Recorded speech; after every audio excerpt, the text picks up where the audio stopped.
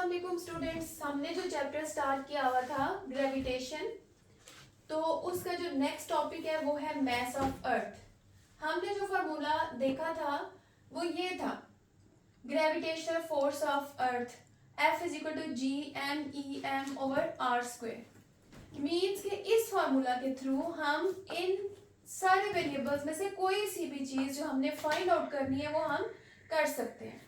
तो आज हम ये जो फार्मूला है ग्रेविटेशनल फोर्स ऑफ अर्थ, उसके through mess of earth find out करेंगे।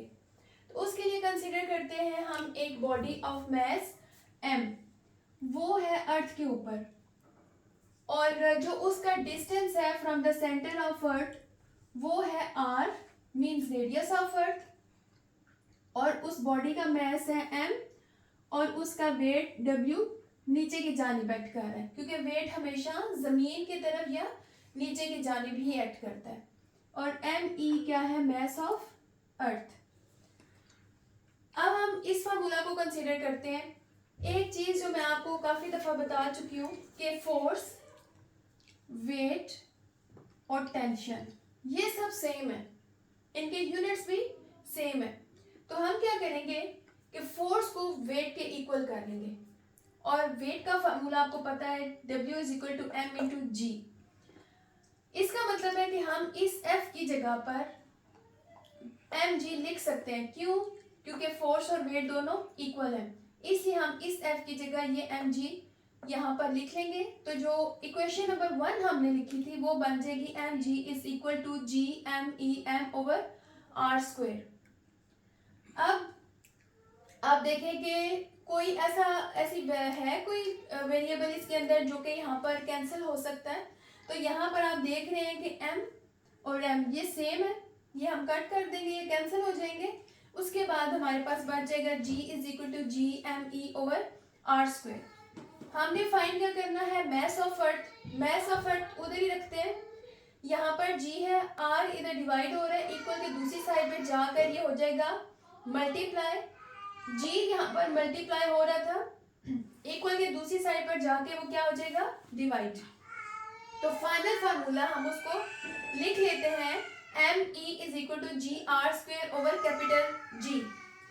एक चीज जो g कांस्टेंट है उसकी वैल्यू मैंने आपसे कहा था कि आपको ये आनी चाहिए, क्योंकि ये कांस्टेंट वैल्यू ये चेंज नहीं होती। तो ये वो वैल्यू है। इसके साथ साथ एक और वैल्यू जो आप लोगों ने याद रखनी है जो कि कांस्टेंट ही है, वो है r, यानी रेडियस ऑफ अर्थ।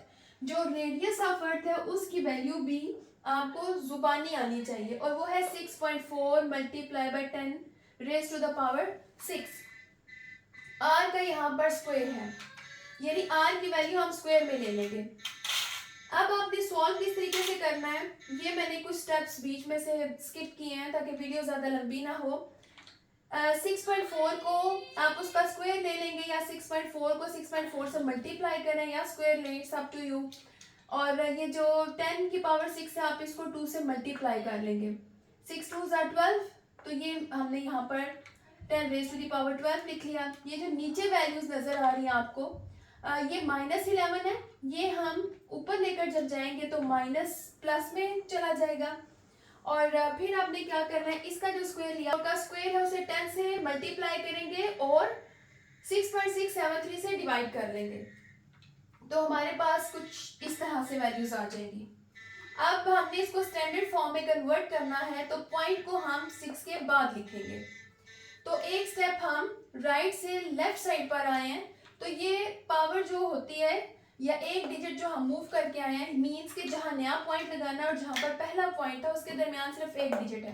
तो हम यहाँ पर 1 ऐड कर लेंगे। 12 और 11 इनको ऐड करें तो 23 आएगा, और प्लस 1, ये जो शिफ्टिंग हुई है हमारे पॉइंट की।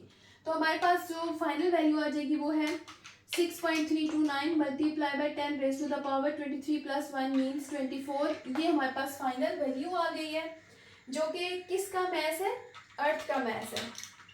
अब आप चेक करें कि अर्थ का मैस कितना ज़्यादा है, कि 6.329 मीन्स इसके आगे आप पॉइंट के बाद हमारे पास 24 डिजिट्स होने चाहिए, जिसमें से 3 तो ये लिखे हुए हैं और बाकी आगे आप 0 लगाएंगे।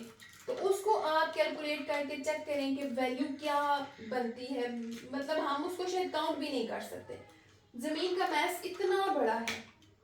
यही रीज़न है कि मैस ऑफ अर्थ काफ़ी ज़्यादा है, जिसकी वजह से हम ज़मीन की तरफ अट्रैक्ट होते हैं और हर चीज़ ज़मीन की तरफ गिरती है, ज़मीन के ऊपर गिरती है, और यही है gravitational force of the earth, जो कि दूसरी बॉडीज पर एक्ट करती है। अब आपने एज यूजुअल इसकी भी प्रैक्टिस करनी है, और आपने अगर कोई क्वेश्चन हो तो मुझसे कमेंट्स में पूछ सकते हैं।